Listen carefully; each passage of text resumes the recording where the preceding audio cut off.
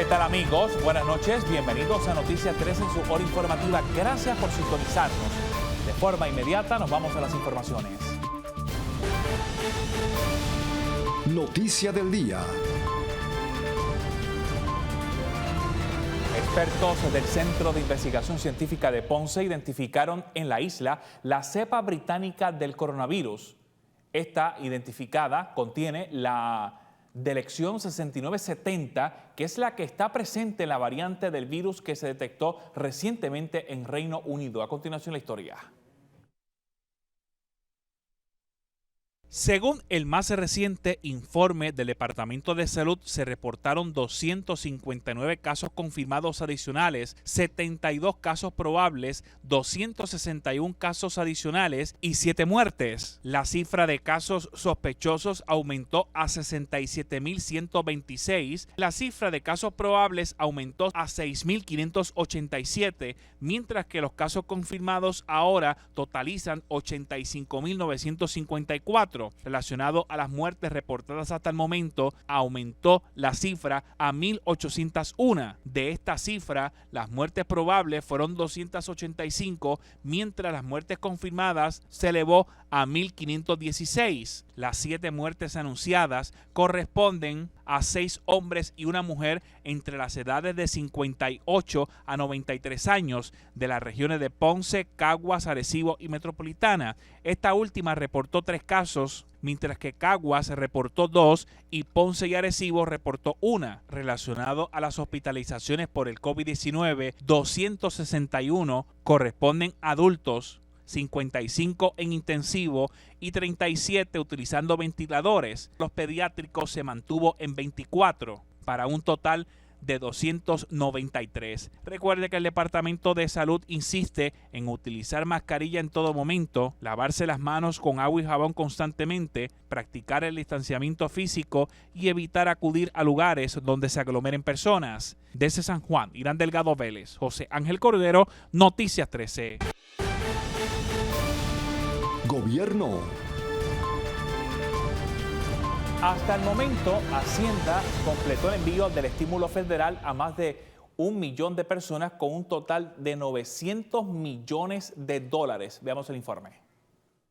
El Departamento de Hacienda pagó en solo 8 días a más de la mitad de la ciudadanía que recibiría el pago de $600 por individuo por concepto del pago de impacto económico a través de una legislación federal. Desde la pasada semana hasta el momento se ha logrado distribuir más de 960 millones de dólares a 1.062.827 familias. El secretario Francisco Párez dijo que sobre el 95% de los ciudadanos que recibieron el primer desembolso de $1.200 no tuvo que hacer cambios a sus cuentas, lo que agilizó el proceso para el envío de esta segunda ronda de cheques. Más del 95% de los solicitantes no tenían que hacer acciones adicionales ante el Departamento de Hacienda.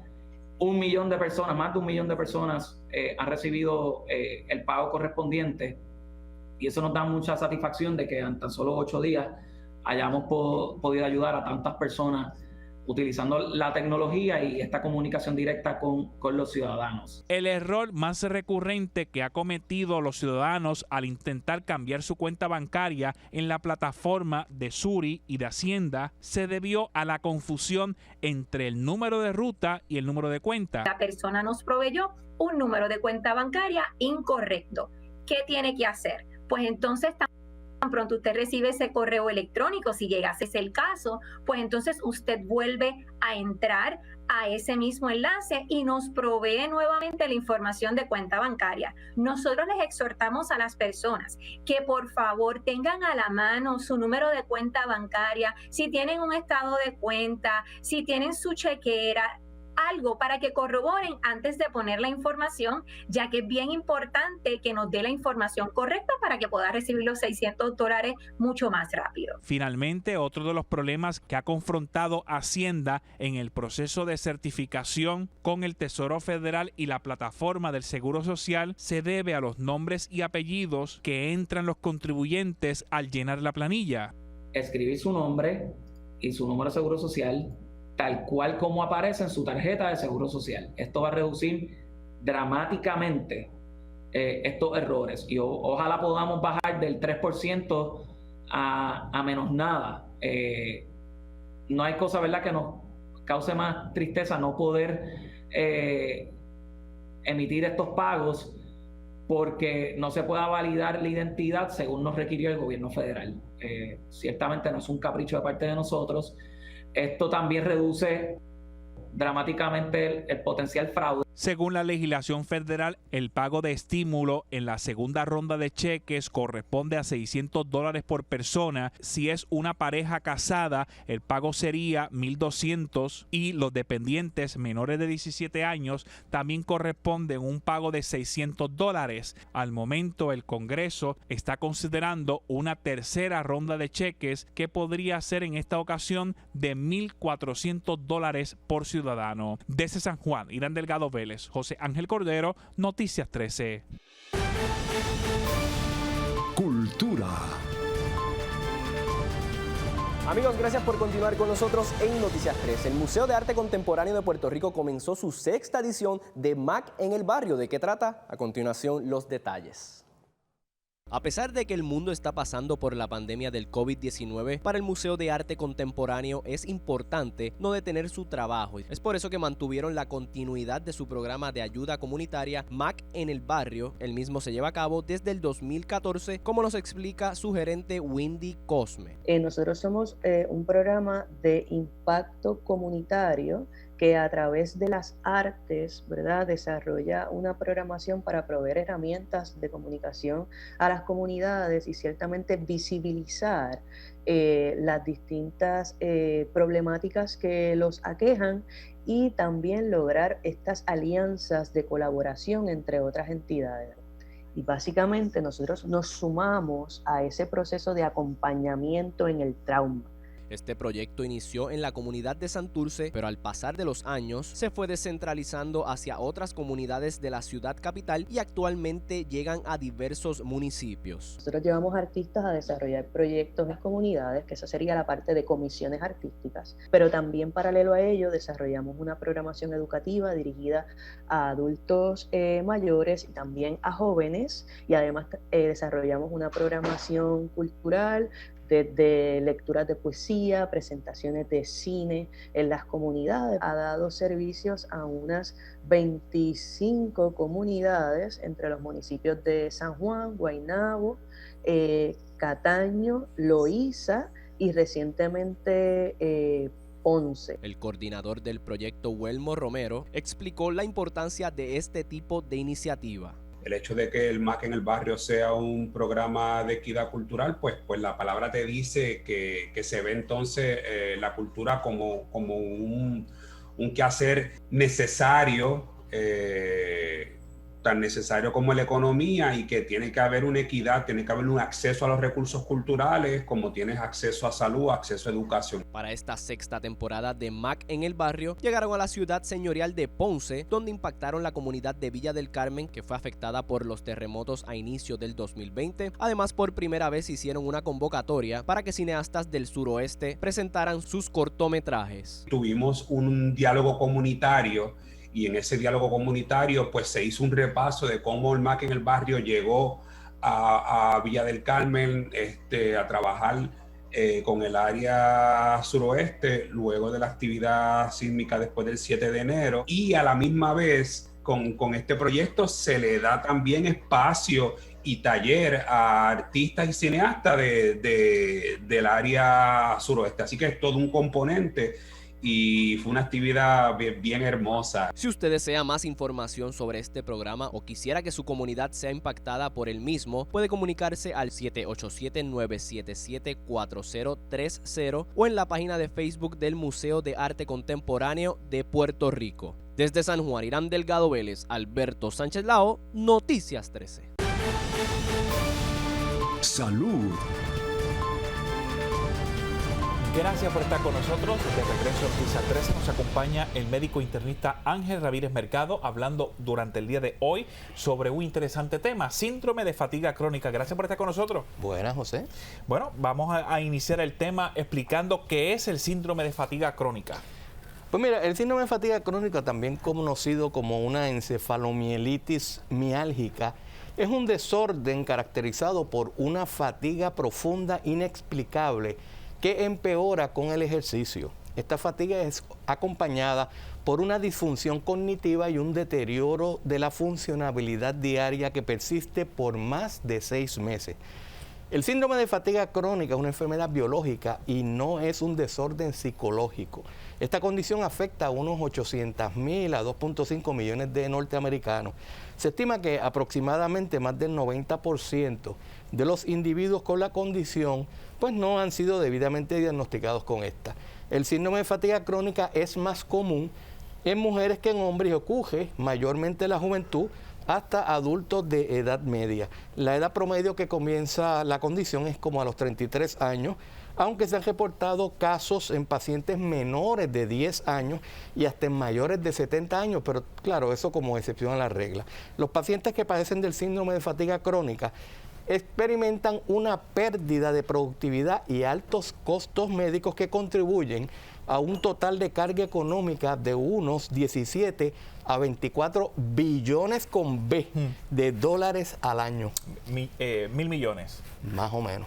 Estamos hablando de mucha cantidad de personas. Definitivamente. Entonces, ¿cuál es la causa del síndrome de fatiga crónica? Bueno, la realidad es que la etiología del síndrome de fatiga crónica es desconocida.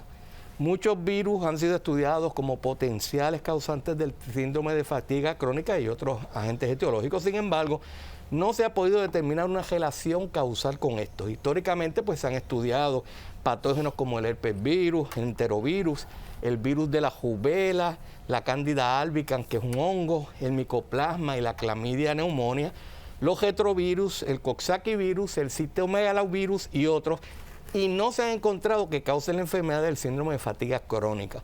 Otros estudios han observado alteraciones en la función de la célula conocida como natural killer, en español asesina natural, y una respuesta disminuida de las células T, que son linfocitos, ¿verdad?, que son células de defensa inmunitaria, a ciertos antígenos específicos en algunos pacientes que padecen del síndrome. Se ha sospechado de ciertos factores ambientales que pudiesen promover el desarrollo del síndrome de la fatiga crónica, pero no se han identificado los factores específicos envueltos. De hecho, si la fuente de la fatiga que sufre el paciente puede ser explicado por algún diagnóstico conocido, el paciente muy probablemente pues no padece del síndrome de fatiga crónica. El diagnóstico de esta condición es uno de exclusión, o sea, que se define luego de descartar otras condiciones que comparten estos síntomas, pero que tiene que poseer los criterios clínicos que se han definido para esta. Entonces, ¿cuál es la presentación clínica y síntomas que podría tener el paciente con síndrome de fatiga crónica? Bueno, mira, los pacientes que sufren del síndrome de fatiga crónica reportan típicamente que experimentan fatiga luego del ejercicio, y cuando hablamos de fatiga no nos referimos a problemas respiratorios, ¿verdad?, como los que se ven en el asma bronquial, sino cansancio, debilidad, agotamiento, el cual resulta luego de un ejercicio o trabajo físico intenso. Estos también se quejan de cansancio excesivo luego de realizar actividades que normalmente realizaban por años antes de sufrir del síndrome de fatiga crónica y que entonces pues no les causaba ningún problema en particular. Los pacientes también reportan sufrir de fatiga aún luego de periodos prolongados de descanso o sueño. Estos pacientes típicamente reportan problemas con la memoria a corto plazo, pero no con la memoria a largo plazo. Estos también pueden reportar dislexia verbal, que se manifiesta como la inhabilidad para encontrar o decir una palabra en particular durante la conversación normal. Esto típicamente pues preocupa a los pacientes con el síndrome de fatiga crónica y puede llegar a interferir con su trabajo. La Academia Nacional de Medicina apunta a 5 síntomas principales del síndrome de fatiga crónica. Son: 1, reducción o incapacidad en la habilidad de realizar las actividades del diario vivir. 2, malestar post el ejercicio, que es empeoramiento de los síntomas luego del esfuerzo físico, cognitivo o emocional. 3, que sufren de un sueño no reparador. 4, o sea que duerme, pero duermen no y se sienten igualito cuando se acostaron. 4, incapacidad cognitiva.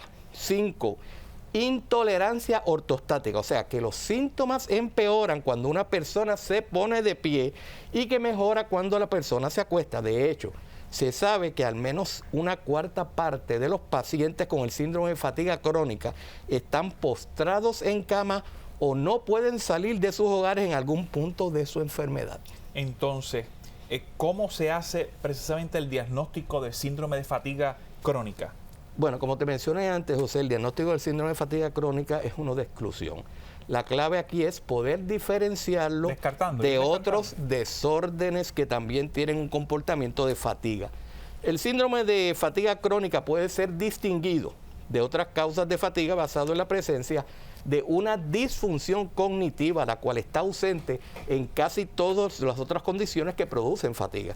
Otras condiciones pueden ser excluidas basadas en el historial que brinda el paciente, el examen físico o los hallazgos de laboratorio que se realicen. Entre otras condiciones que entran en este diagnóstico del síndrome de fatiga crónica están la insuficiencia adrenal, la anemia, la depresión, el SIDA, el hipotiroidismo, la esclerosis múltiple, el apnea del sueño, la polimialgia reumática, el síndrome de piernas inquietas, la enfermedad de Lyme y la fibromialgia. De hecho, cada uno de esos síntomas, de estas condiciones, pues requiere un programa completo para discutirlo. Sí, definitivamente, y el tiempo sería otro. Definitivamente. ¿Cuáles son los criterios diagnósticos del síndrome de fatiga crónica? Bueno, los criterios diagnósticos son, número 1, tener fatiga, una notable disminución en incapacidad en la habilidad de un paciente a envolverse en actividades que antes de sufrir de la condición disfrutaba. Haber sufrido de esta incapacidad por más de 6 meses asociado a una fatiga severa de nuevo comienzo, no relacionada al ejercicio y no aliviada por el descanso. En segundo lugar, el segundo criterio es malestar post-ejercicio.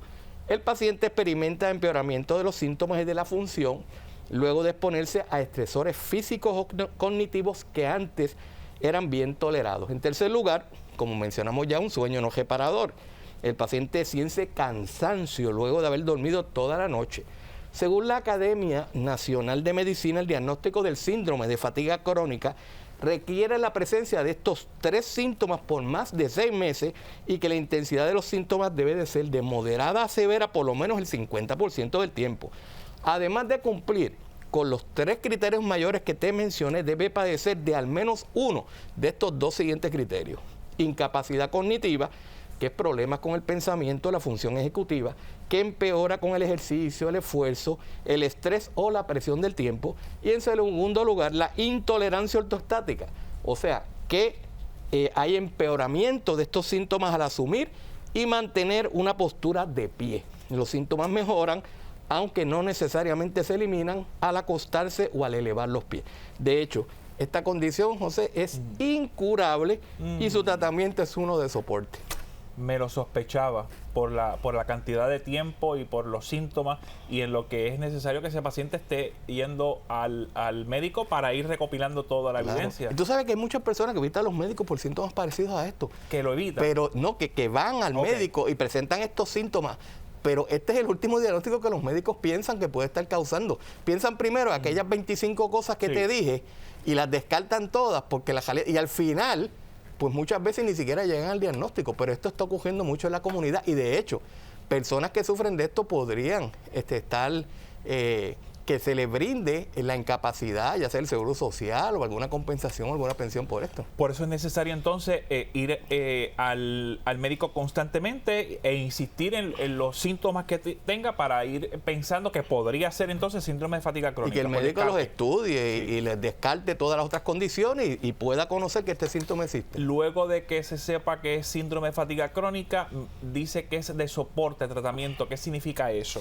Bueno, mira, de lo que estamos hablando es de que le vamos a brindar al paciente aquellas cosas que lo hagan sentir mejor. La realidad es que, como te dije, el problema es que nada más el estar de pie, pues esa persona empieza a sentirse mal y entonces casi todo el tiempo va a querer estar sentado o acostado. Se le manda terapia física, se le indica ejercicio, pero ninguna de estas cosas ha demostrado que mejora la condición realmente. Perfecto. Y lo del sueño que me quedé pensando, porque un sueño no reparador debe ser bien difícil. Bueno, pero lo que pasa es que a estos pacientes algunas veces hay que tratarlo, inclusive con medicamentos que lo induzcan al sueño y lo ayuden a mejorar el sueño. Profundo. Pero aún así, vuelvo y te digo, se han hecho, porque es que este tema es más extenso que esto. Yo lo que hago es un resumen del tema. Y la realidad es que se han hecho estudios con todo este tipo de cosas. Y los pacientes no sienten alivio de sus síntomas con ningún tipo de tratamiento en la realidad. Vivir con ellos. Vivir con ellos, aprender a vivir y terapia psicológica, todo ese tipo de cosas. Doctor, si hay preguntas sobre el tema, ¿cómo se pueden comunicar con usted? Pueden comunicarse en nuestras oficinas. Estamos en la avenida Monserrate en Carolina, en la Policlínica Monserrate. Y nuestro teléfono allí es el 752-5000. Lo esperamos pronto aquí en Noticias 13. ¿Cómo no? Continuamos con más de Noticias 13. No se pierda nuestro resumen de noticias más completo los sábados a las 5 de la tarde por el canal 13.